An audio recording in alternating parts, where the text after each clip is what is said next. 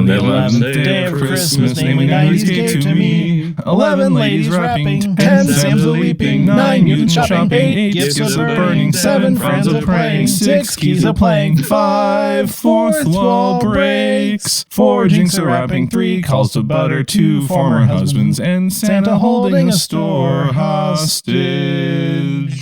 That was tremendous. I'm glad I stayed out of that. Second time in a row I slipped up. I couldn't. I can still hear everyone. Sorry. Welcome to Namely 90s. The podcast that takes you back to the time before smartphones, Google, and Y2K. Join your hosts as they relive the pop culture that shaped a generation and the parts that many people wish they could forget. Listen in to the conversation about how the decade defined those who spent their childhood there and how it shaped them as adults. So, turn down the grunge and dial up the internet. Let's get started. It's time for Namely 90s. That's right, you're listening to Namely 90s. My name is Andrew, and over there is Brandon. That's me. You can find us online at namely90s.com or on Twitter and Instagram at namely90s with the 90s. You can also find the show on YouTube at youtube.com/@namely90s. And if you'd like to support the show, head over to patreon.com/namely90s, also with a 90s, to get signed up for one of our support levels. And welcome to the 12th day of our third annual 12 Days of Christmas specials. I think this is going to be a long one, so I think we should just go into that's what she said. Into introducing our guests. I'd just like to say, we literally just did the verse. It's the 11th day. Did I not say 11? You said 12. Did I say 13? So third. Anyway, introducing our perennial guests. You could hear them laughing in the background at Andrew. Yeah. Can you laugh in a British accent? I'm not Yes. Anyway. So if you haven't guessed it yet, or if you haven't read the title of this episode, English, Gaz and Dange return for their third and second year here on the 12 Days of Christmas specials. If we remember correctly, the first year someone took out the internet on the entire Isle of. Was it Isle of Wight? I always say Isle of Man. Yes. Isle of Wight. Yes. So Dange was unable to join us for the first year, but third year, the Insanely Dangerous Retro Podshow. Thank you for joining us, Gaz and Dange. Welcome. Thanks for having us. Absolutely. You're welcome. Those of you keen listeners may recognize them as the duo that do the headlines, the UK headlines once a month for us during our season 1 month of 90s episodes. Where then you could follow up with those headlines on the Insanely Dangerous Retro Podshow segment. What happens way back when? I always worry about the tense on that one because I feel like you guys are so languid with your segment. There's so much words. And of course, these were set up by Gaz. Of course, we do the thing that basically is just an excuse, I think, for Brandon to make me do funny voices, which is totally 90s. I think he enjoys that. Yeah, it's not a chore every single time. No, it's really not. It's usually me doing a bad impression of Alec Baldwin doing a bad impression of Donald Trump. Brandon's better at that. We do Quotely 90s weekly for Gaz and Dange over there. Good fellows on both sides of the Atlantic. Andrew and I present them with a quote and from something that we're going to be talking about in the next episode. Usually it's a movie quote, but in season 2, who knows what will happen. And I like doing voices, and I'm not completely great at it, but it's something that I learned that not everyone does voices. And I have 4 accents. Most of them are offensive. I mean, that's the problem. And it's been a discovery making Andrew do accents every I think week. the issue is most stereotypical accents are quite offensive. Yes, unless you're a minority. I'm thinking of Trevor Noah because he does offensive accents, but it gets away with it somehow. Anyway, tell us about the Insanely Dangerous Retro Podshow before Andrew and I just talk about ourselves the entire time. Yeah. Dane, should I take this, or do you want to have a go? Like you did? You take it, Gaz. Okay, I'll take it. I'll take it. It's all me. It's all me, baby. Okay, well, it's not all me. It's me and Dane.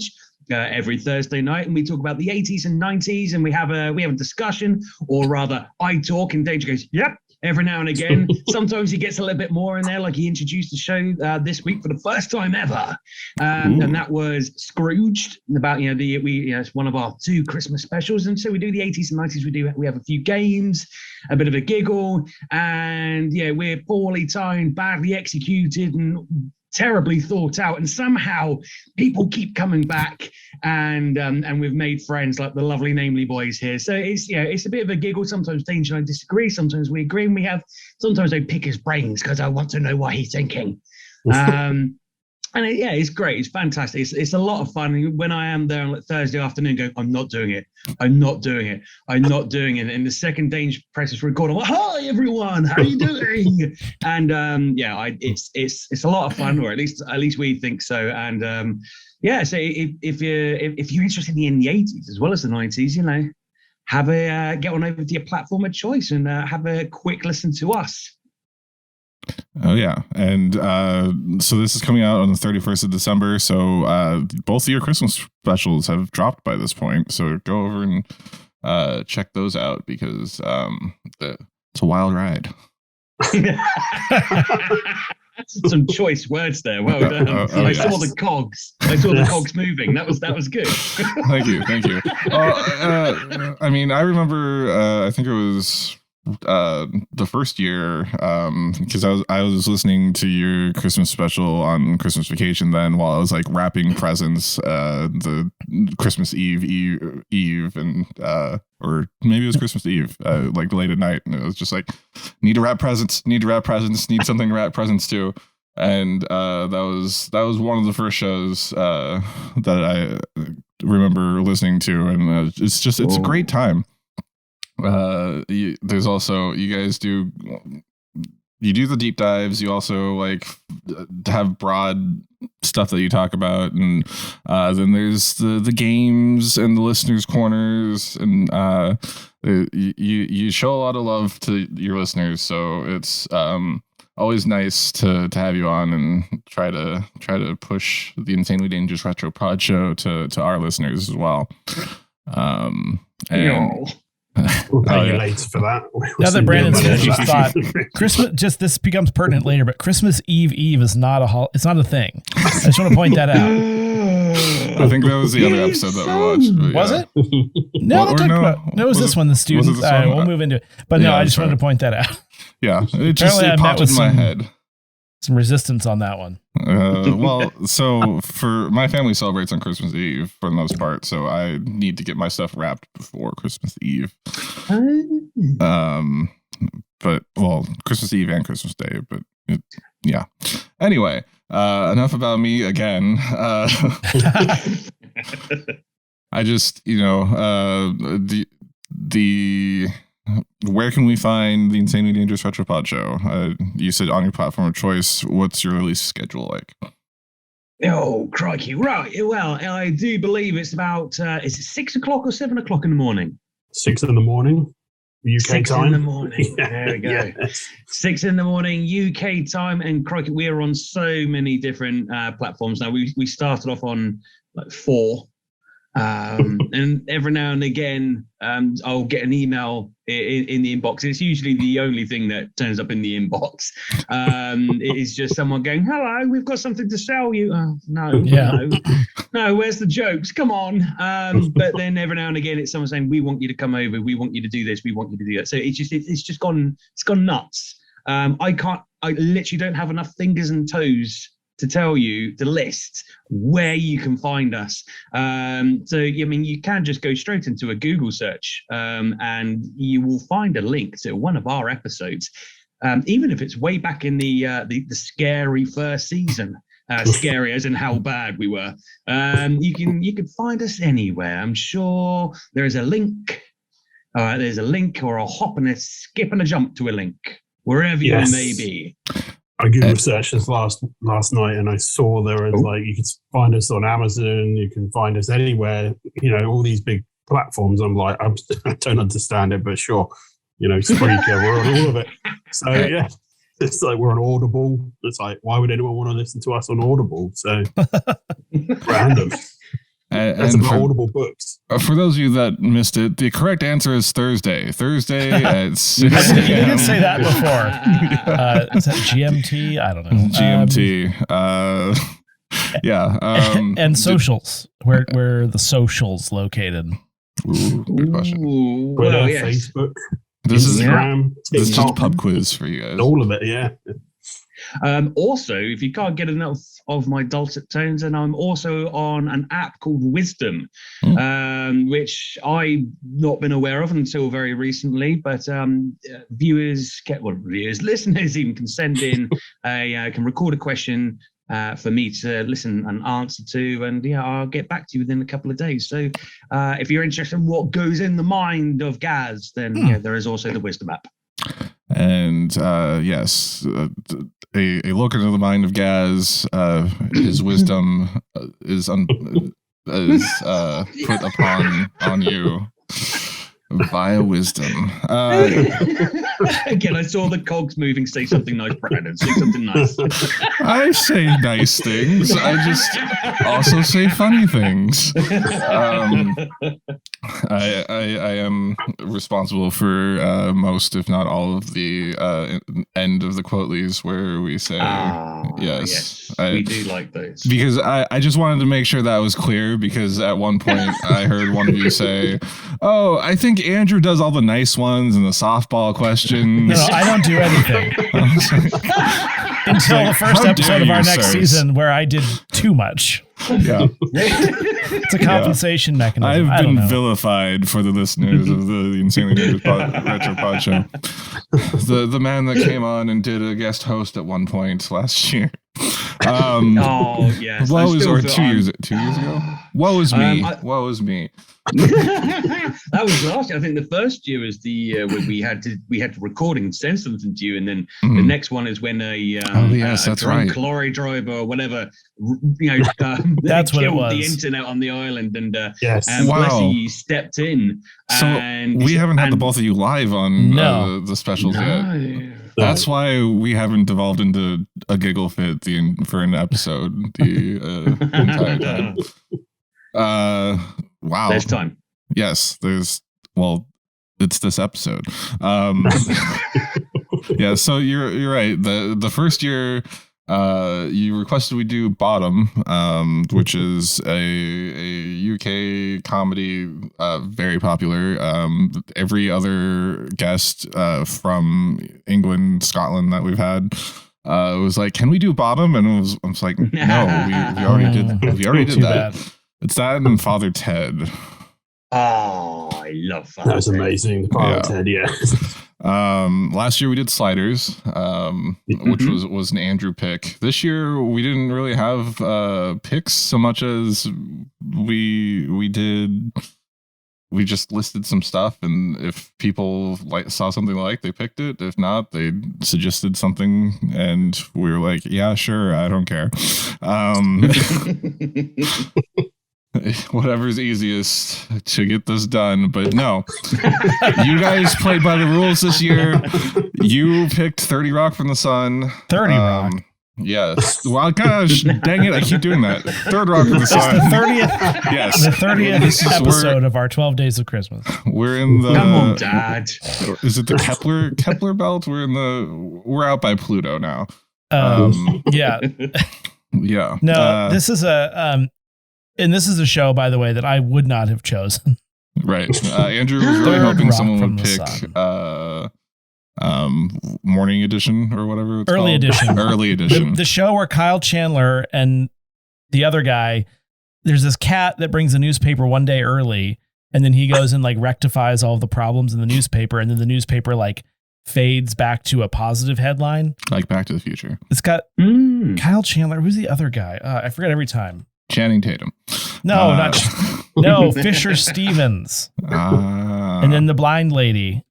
And there's a pub. It's a good show. Dange is usually a wealth of knowledge on your show. Have you heard of this show before? I've not heard of that one, no. It aired on CBS. I don't think CBS has much international reach. Programs. Really? Oh, yeah. So 27 versions of NCIS and CSI? Yeah. It's a great show.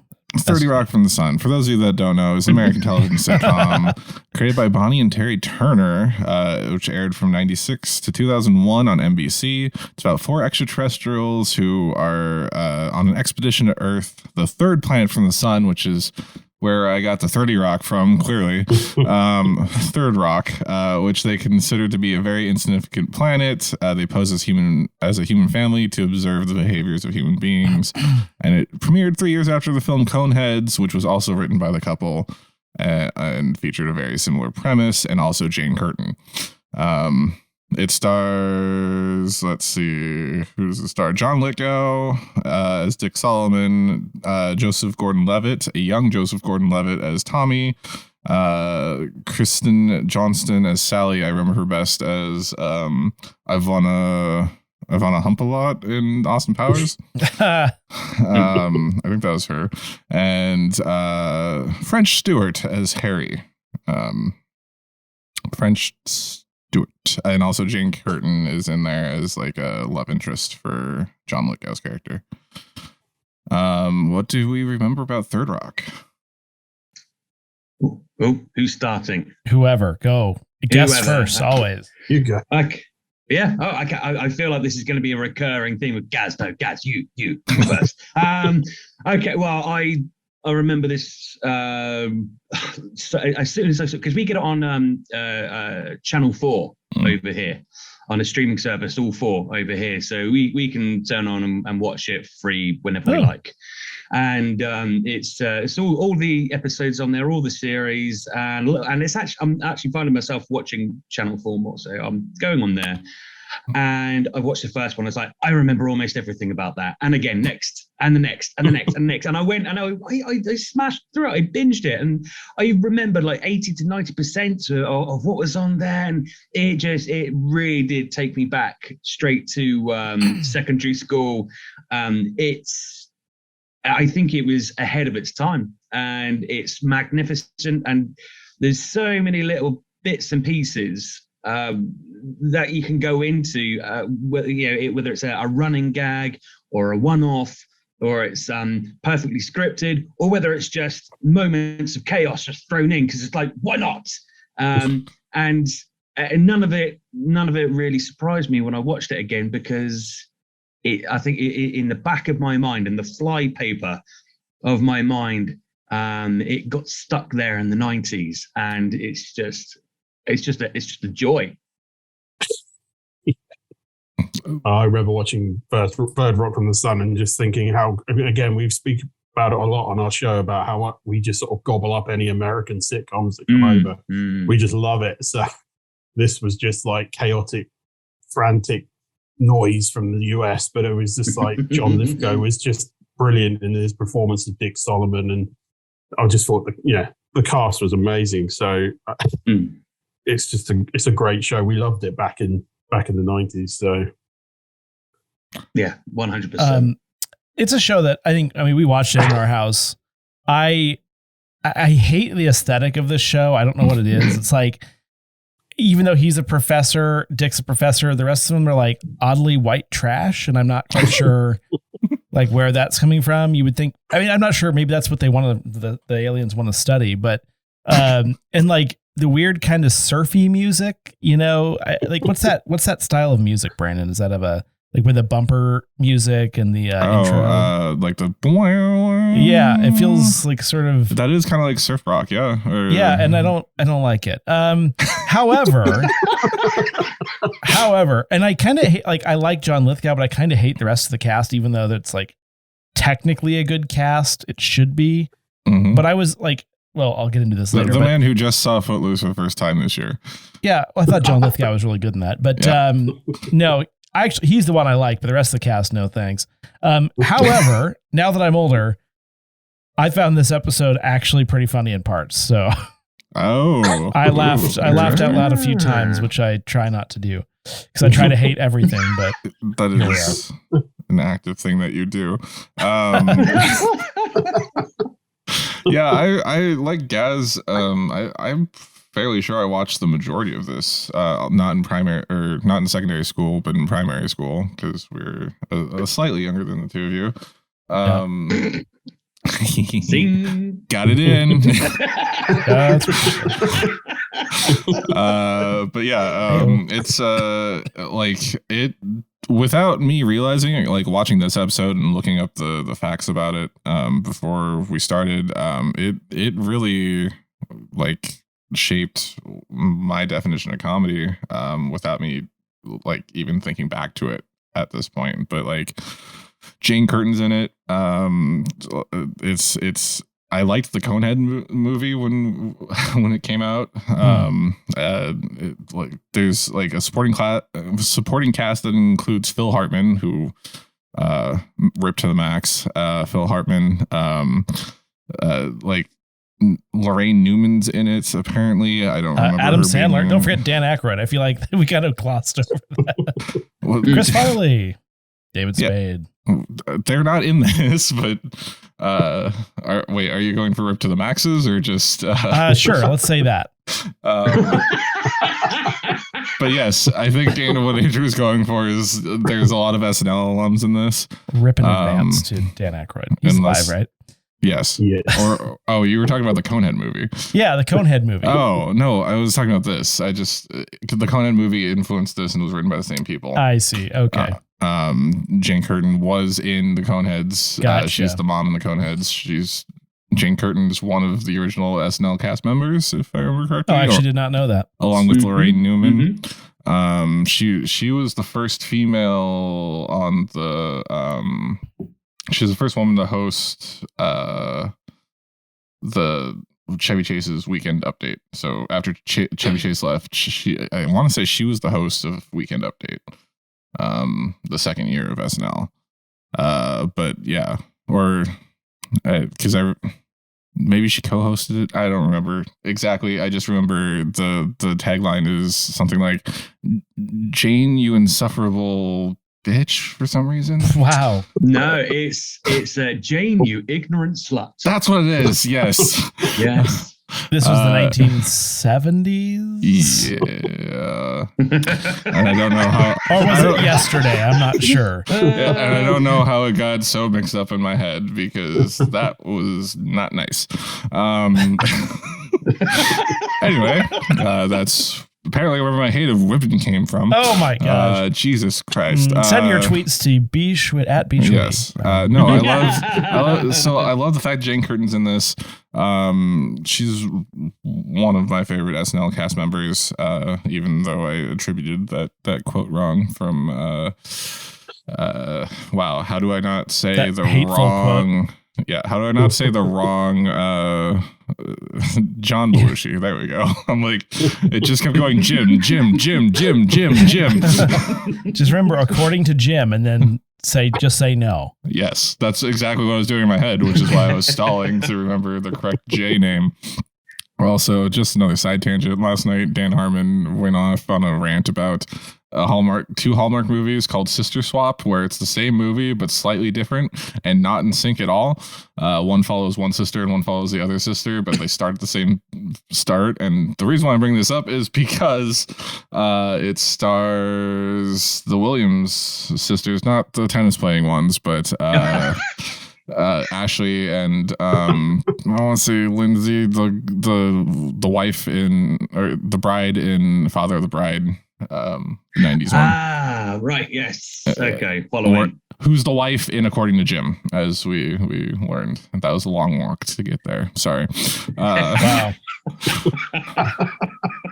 Anyway. We're still here, don't worry. We're all still here, don't worry. I liked Third Rock from the Sun, and I am clearly going to need to get ahead and apologize for anything that I said in the last 10 minutes. Yeah, if you like the things Brendan said, make sure to vote Republican at the next election. If you like the things I said, join us on our Namely 90s page over on Truth Social.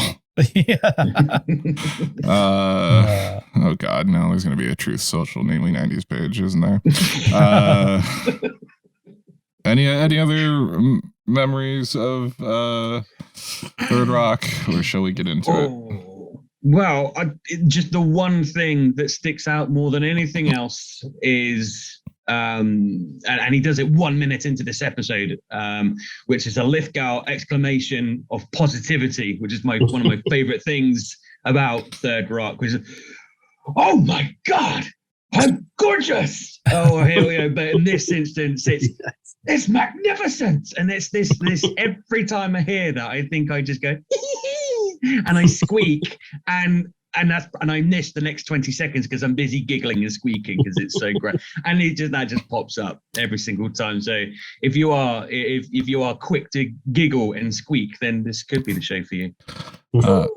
Also, I don't think I've said Third Rock correctly once. You said it twice. The thing about this show is, I was talking to my wife about it, is whoever cast John Lithgow as the lead alien is a genius. Like that guy, he just seems vaguely extraterrestrial, doesn't he? It works well. I didn't think that's where you were going with that, but yes. It's a perfect casting choice. That's all I'm saying. I thought you were just going to be like, he's a brilliant actor, a brilliant comedian, deserves a headline a show. No, he looks weird, so that's why looks and acts weird. So he should headline a show. I mean, half the episode is dick jokes, which I feel like is why that's his name. How long were you waiting to use that one? Well, I mean, and in reality, like half the jokes were made by him, so there were dick jokes. No, that's good. That's good. Man, this has more laugh track than The Big Bang Theory, though. That's the one thing I did notice. Well, that was before it, when it came out, it was less offensive to have laugh tracks controlling what you think and laugh at. Speaking of dick jokes, so we watched the Third Rock from the Sun episode, Jolly Old Saint Dick, season 2, episode 12, which is their first holiday episode, as far as I'm aware. It starts with Tommy, played by Joseph Gordon-Levitt, not knowing what Christmas is, and with his girlfriend, and she's like, "Oh, I got you the perfect gift," and then he's like, what's Christmas, and should I have gotten you something? I was surprised that we were doing this in season 2. I went and looked right when that happened, and I was like, wow, season 2, really? So I'm assuming the first season was either short, or like a mid-season replacement, or they were just kind of doing the we just came to Earth stuff and getting that out of the way. That's fair, because they explain it in the episode. They've not been there for a year at that point. Yeah, that was what I thought was weird. Because our seasons here our TV seasons run from September to April, usually, something like that, May.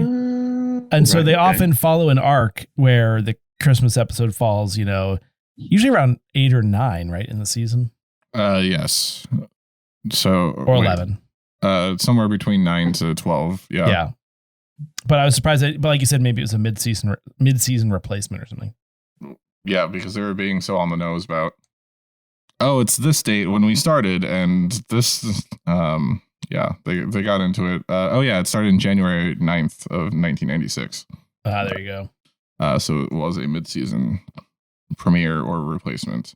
But yes, this intro has Tommy's storyline being set up, Dick plugging in Christmas lights outside. I had forgotten, like, they live on in the attic, right? The attic, yeah. Yeah. And it's because they're quirky aliens and they don't know. And they always sit out on the roof, which is funny because the other day I was watching Modern Family because we're rewatching that show, and they were all sitting on the roof, and I was like, what is this, Third Rock from the Sun? I hate myself. And then what's the Harry, aka French Stewart, comes in with the horrible, like, Charlie Brown, dead-looking Charlie Brown tree. Yeah. What I realized is, as that scene began, I was like, I already hate that he's on screen. Like, this character is awful. I don't get the French Stewart shtick. I hate this. As I intensify my squinting, you could watch that over on youtube.com/@namely90s. French Stewart was not a bright spot for me. But you said John Lithgow was a good pick because he's so strange. Clearly, French Stewart was a good pick. Good casting choice, but I feel like his jokes are just so dumbed down that I just don't care for it. It's not funny to me, but the rest of it's pretty good. I have in my notes, Dick hates the stick. They made a bunch of dick jokes about the stick-looking tree.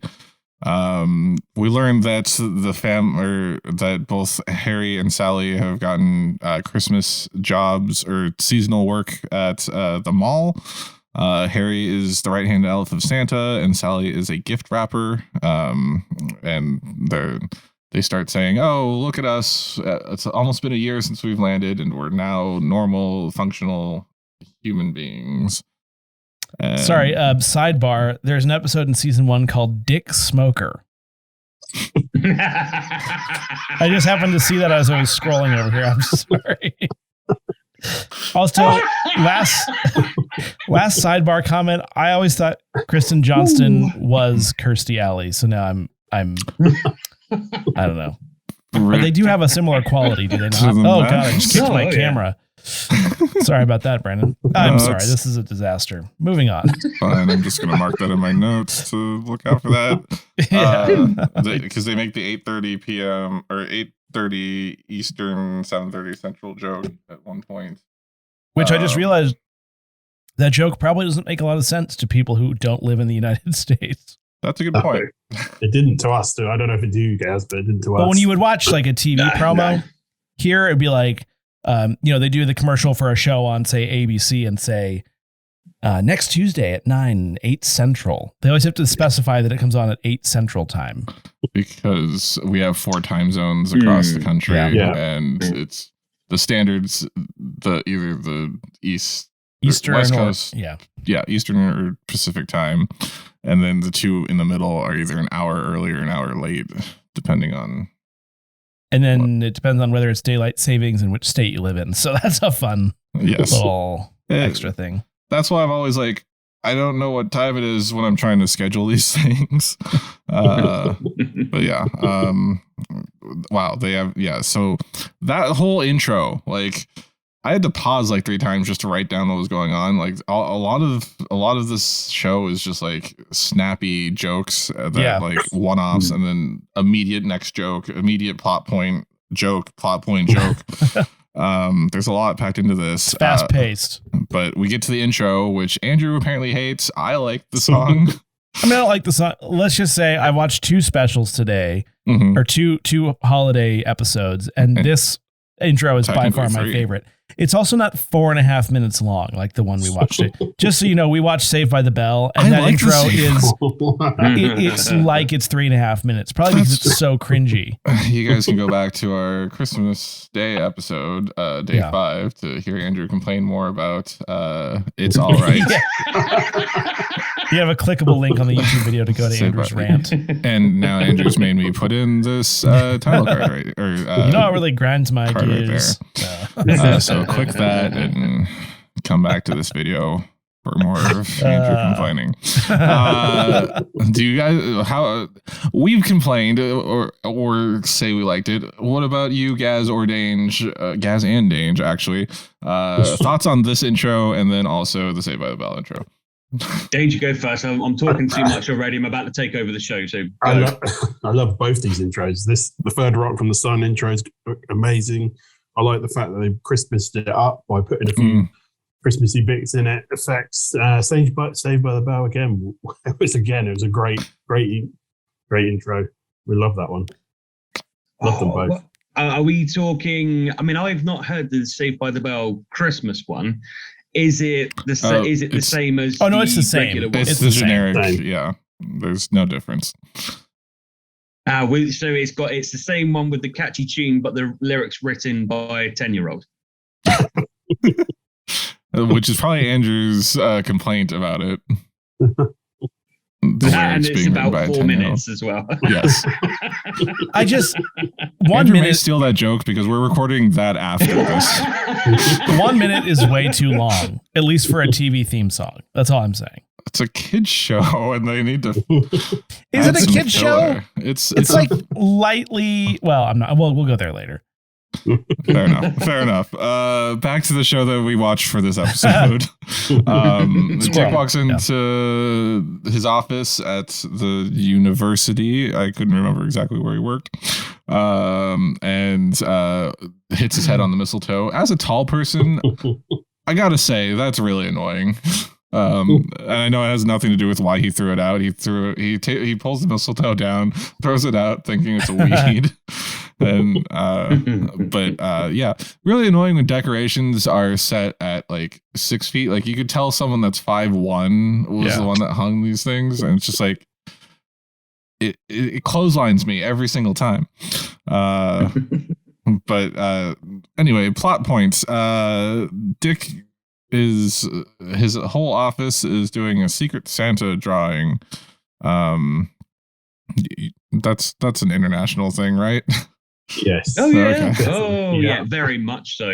Huge over here. The only trouble is with Secret Santa over here is it doesn't stay a secret for very long. We're gonna do Secret Santa. Okay, do it. Who have you got? I'm not telling. 2 minutes later, who have you got? Oh, I've got Steve. It's unreal how unsecretive. So you guys play it about as cool as Dick does in this episode. Yes. I can actually keep a secret. I before my Saturday football team or soccer team, we did a Secret Santa a couple of years ago, and I made sure I kept it very stum, and only found out about it. The person only found out about it like a couple of months later or something. But my other half, she takes the label off the packet and she takes the label and then she goes over to the work diary and she analyzes the handwriting. That's interesting. Yes, I feel like that's a special woman there. Yeah. There's a special lady, yes. It's her and her friends and a lot of people are like that in this country. They like I said, the same level of cool and mystery as Dick had. It's and he actually exclaims that my Secret Santa's love will be a topsy-turvy labyrinth of mystery and intrigue. That's a great line. It is, which is also how I describe the floor of my daughter's room. But that's exactly how Ellie plays it. It's that that John Lithgow pursing of the lips. Oh yes. When he's super excited, that's Ellie.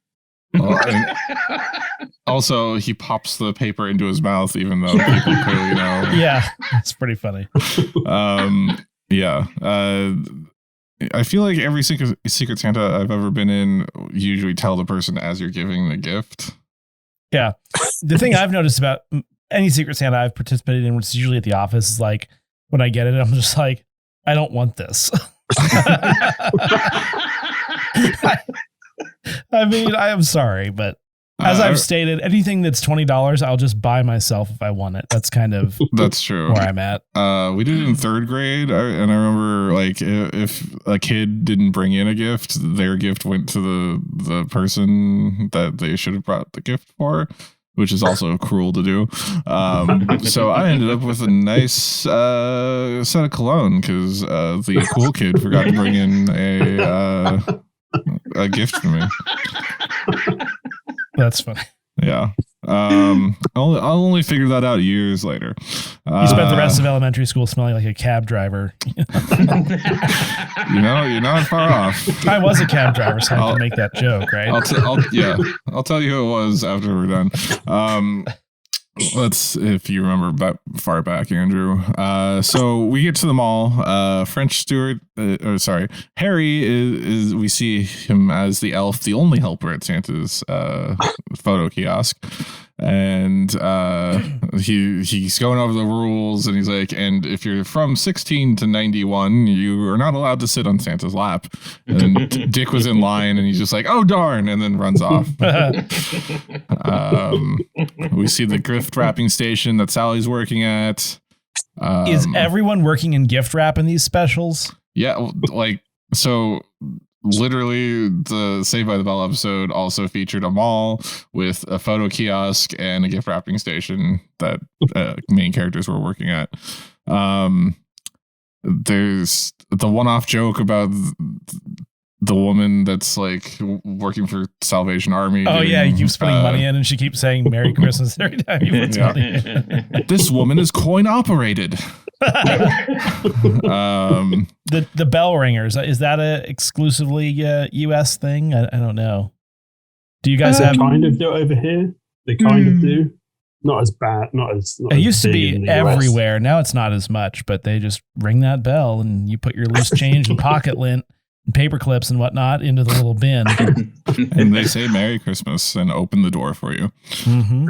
I think people getting a bit annoyed with the bell ringing right by their ears, and the possibility there is also sadly the possibility of that someone from the Salvation Army is there ringing a bell. Someone will just put their face in the way of it for to make a few pennies. I'm about to sound like a boomer, but I would like to enter the grocery store or any other store without being accosted by some sort of freeloader. Which is, I realize that Girl Scouts and Boy Scouts are not freeloaders, but what are the Boy Scouts selling? My local Safeway, which is a grocery chain around here, actually has to put signs up because they would have too many people coming around with petitions and waiting at the door to try to have you sign some petition for something. Save the clock tower. Yeah. Please, no. Yeah, we have that in the UK, but not as bad. And a lot of it, they just get ignored. So it's just walk straight past them. Yeah, I mean, I feel bad ignoring them, but then if I make the mistake of making eye contact, it's like, oh, here we go. Or like, you always look at the floor, look down at the floor and walk past. Yeah, it's always like they're only at one door, so like even if I park at the door that's like where they're at, I will go through the opposite door. That's that or my wife's trick is if there's like a crowded hallway she needs to get through, is just put her arms up and go and run down because people they're like, holy, like what the hell's wrong with this person? You just look crazy and they won't talk to you. So you can out crazy these people. I think that's I said something about Gaz's significant other earlier, which also applies to Andrew's. They should really meet. They should have some sort of play date. Get them in a room together. Yeah.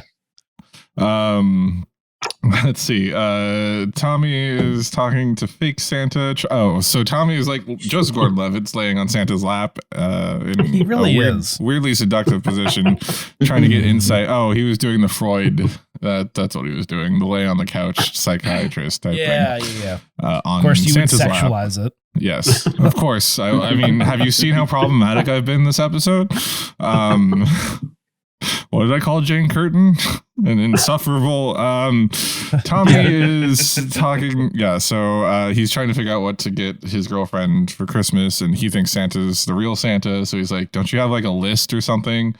Can't your wife, that insufferable woman, just fax it down to us?" It's this is not going to become my catchphrase, by the way.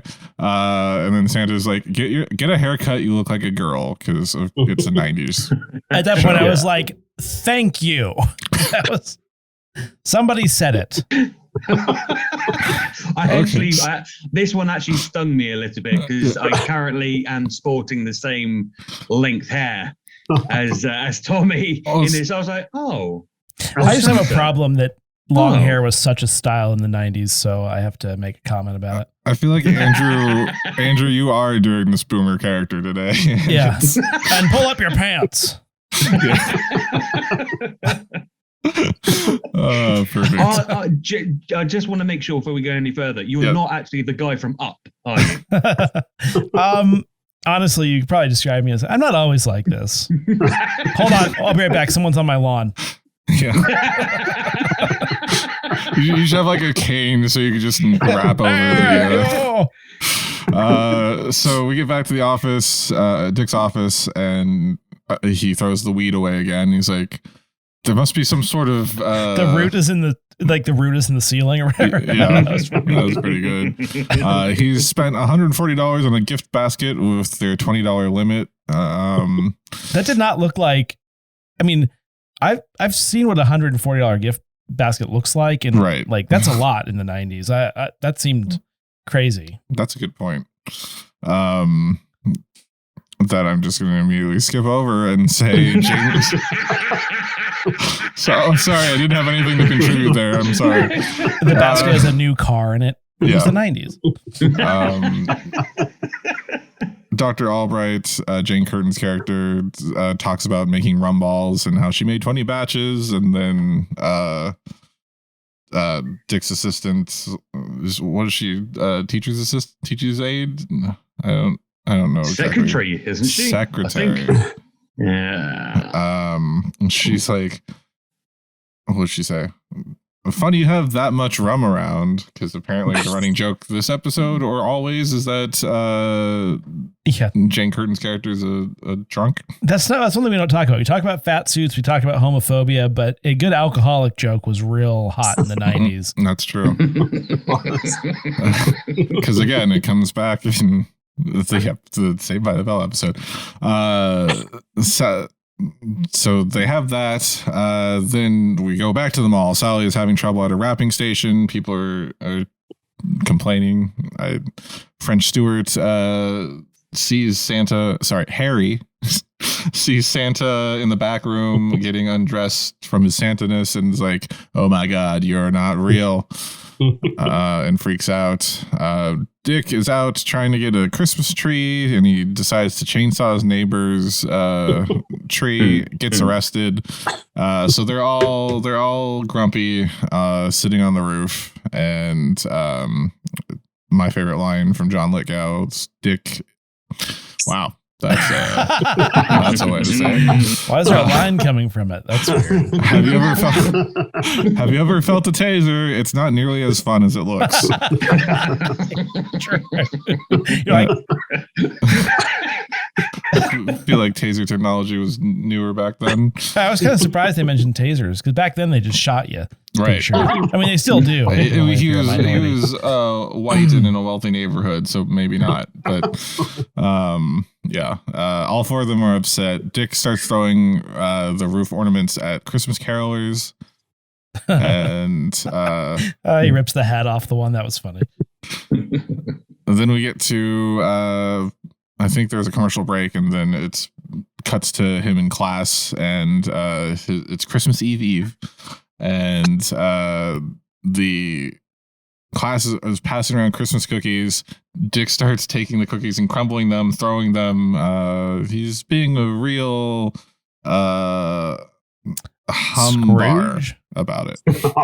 You know what I really wanted him to do in that scene when they had the big tin of cookies is just with his hand just from the ground up, just whack it out of the kid's hands and just cookies go flying everywhere. That would have been fun. I was hoping for the grab and crumble as he stuffs it into his face and then lets it all just also, it looked like a tin of those little crunchy Danish cookies.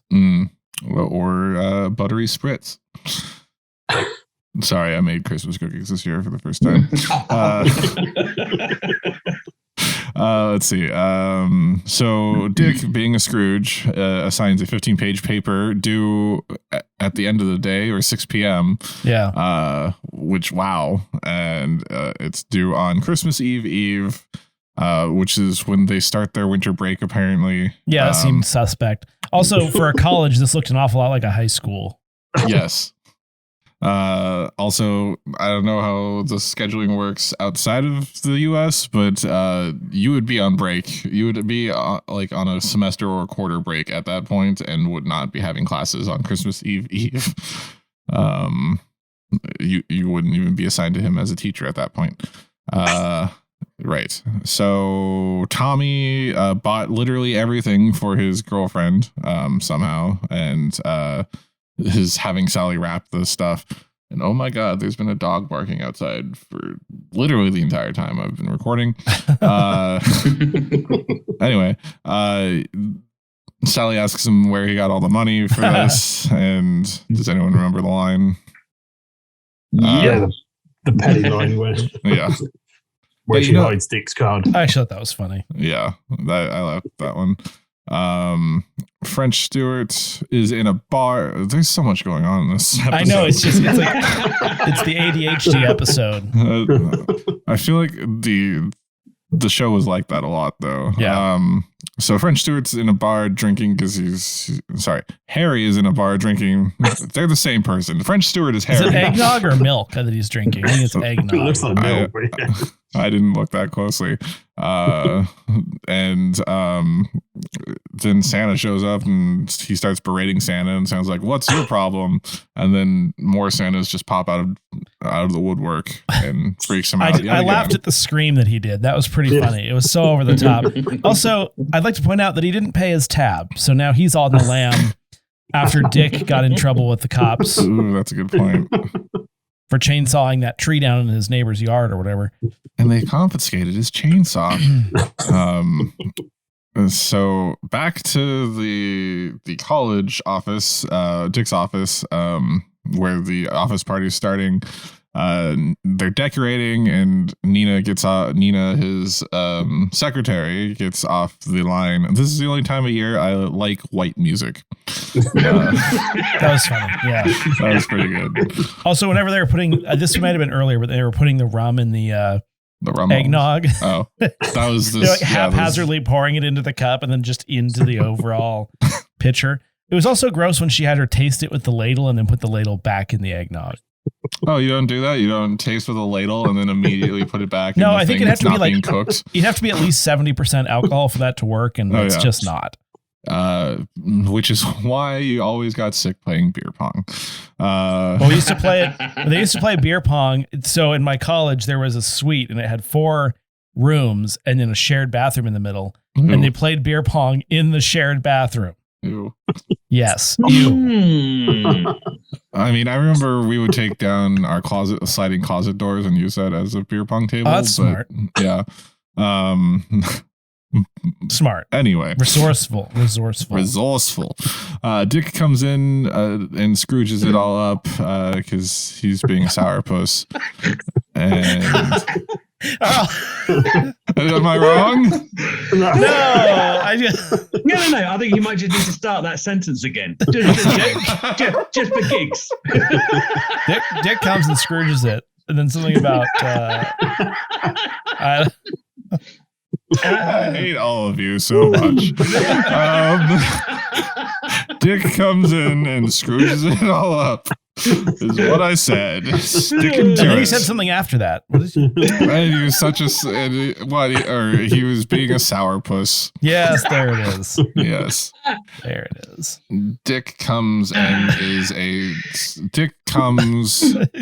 be a sourpuss. There's no way you can make this work. So I think I was staring into it.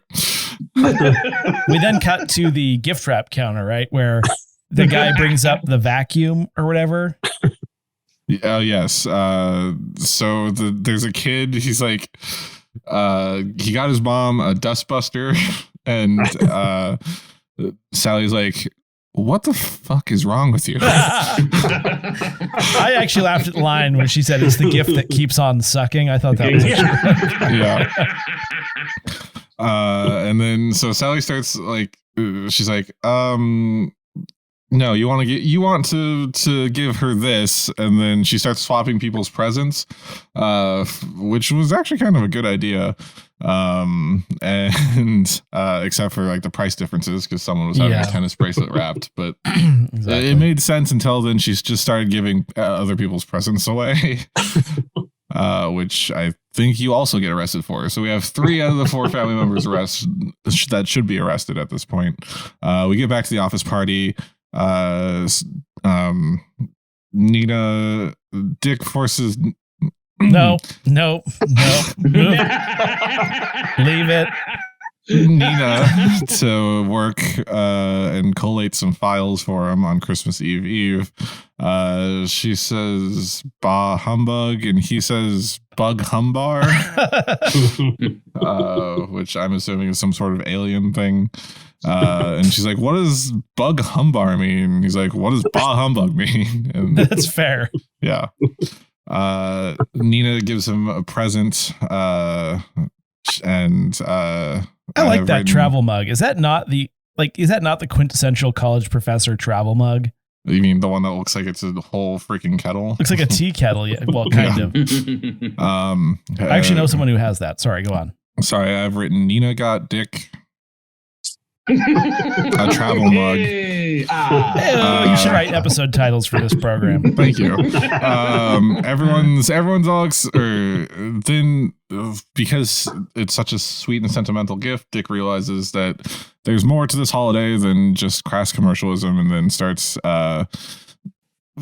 giving his students come in with their papers, and he just tosses them up in the air and says, "I'll give you all C's," and they cheer. And then he's like, "I'll give you all C pluses."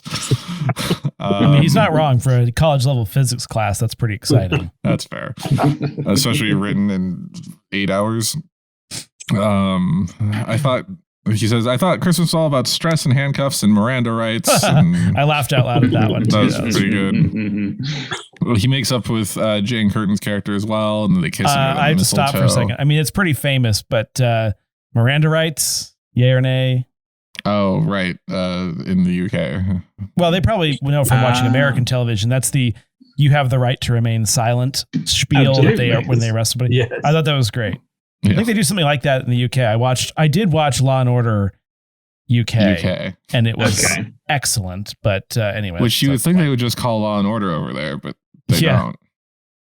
Well, just in case we got confused by the original Law and Order, they have to call it UK. The wig budget was out of control, by the way. I'm just going to say. I don't know. Wig the Tories and have gel. Yeah. Then on the final scene before the tag scene, they brought the conga line home of teachers and dress up Santas. That was random. And then the episode ends, and I'm like, what happens to Tommy's storyline? And then we see in the credits that his girlfriend's giving him a gift. If you know what I mean. I think Tommy's is like the D story. Pretty much. Yeah. And she had handmade him a little ornament photo thing, and he's like, your gift sucks. I won. And then realizes that it was the wrong way to receive from his girlfriend a gift. In the D story. In the D, yes. The D plot. Yes. There you go. So final thoughts for Something's Got a Dick? No. I start with a dick joke and end with a dick joke. Yeah, there you go. Let's go, Gaz. I would say that I might have to make this an annual tradition. I enjoyed this so much, and despite it following the misadventure, and I mean, this episode was everywhere as well. Sometimes that's good, so you can blow out the cobwebs, a little bit of anarchy. But despite this being like following the misadventures of a band of extraterrestrials, this has like an odd realism to it. I feel it in the way that if you let 4 teenagers loose into the real world in December and told them like, suck it up, kids, make it work, go on, go. I feel like this is what would happen. It's not that otherworldly. It's just that, I mean, I'm currently living with a teenager, and the level of stupidity that I'm having to deal with on a daily basis is insane. And you would go, that doesn't make sense. There is no human being in the world that would make that decision. And yet she is. And they were teenagers. Yeah, exactly. Yeah. And then I'm watching a program for giggles to cheer me up. And I'm watching my daughter times another 3 on screen, and it is brilliant and it is fantastic. And I think, if it was too otherworldly, like Coneheads, since we're talking about it, I don't think it would have worked. But I think everyone should watch the Third Rock Christmas Special collection each year to ensure an absolutely splendiferously Yuletide ramjam wherever you are. I think it's excellent. It doesn't require too much intelligence, no. but it's not the absolute dross that you get on Netflix reality TV. It's just clever enough that it can make you snort and squeak and giggle and go, yes, interesting. It's got a nice little variety. Human drama brought to you by aliens. What about you, Dave? Oh, I mean, I think Gaz pretty much said it all there for me. But no, I mean, yeah, sorry, I should have let you go first. It's fine. No, it was a great episode. I mean, I've been watching it for the last few weeks, so I got to this episode today and thought, well, I'm just going to save this up to watch it today. It was just the usual carnage of an episode with all of them just like being manically learning about human life and experiencing their first Christmas. It was just, and I felt like Dick when he was going through his grumpy stage. It feels a bit like Andrew today, and what he was the fact he hated it all. I was like, wow. I have been called Dick, which is weird because that's not really a nickname for Andrew. That's weird. That's true. Okay, Richard. I will say we watched a lot of holiday episodes. I feel like this one was a little bit different. Did have some of the common tropes, but was different because of like the subject matter of the show. I would advise taking an Adderall before watching this if you want to keep up, though, because it is something. Fast-paced. Yeah, it's a funny show. And I will just be left flabbergasted by both Dick and Andrew's love of this show in his now 30s. Love is putting it strongly. His like of this show in his 30s. Yeah. And that's it for this holiday edition, Namely 90s. Thank you to Gaz and Dange of the Insanely Dangerous Retro Podshow for coming on. Can you let our listeners know where to find you guys? Dange, go. Talk. Yeah, we can be found on Twitter at TIDRP Podshow. We can be found on Instagram, TikTok. I think that's it. And Facebook, we've got a Facebook page as well. So search in Google.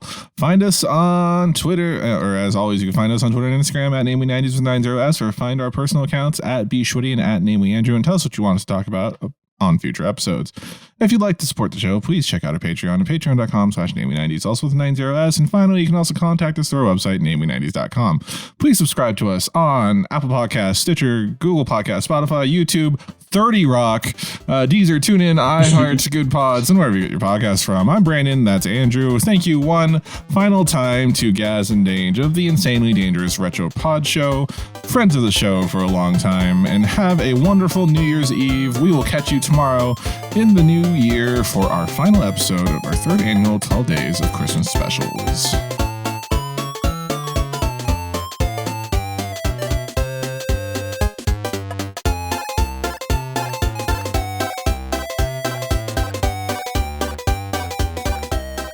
I'm surprised they didn't call the episode "It's the Most Wonderful Dick of the Year." That seemed like a miss. Just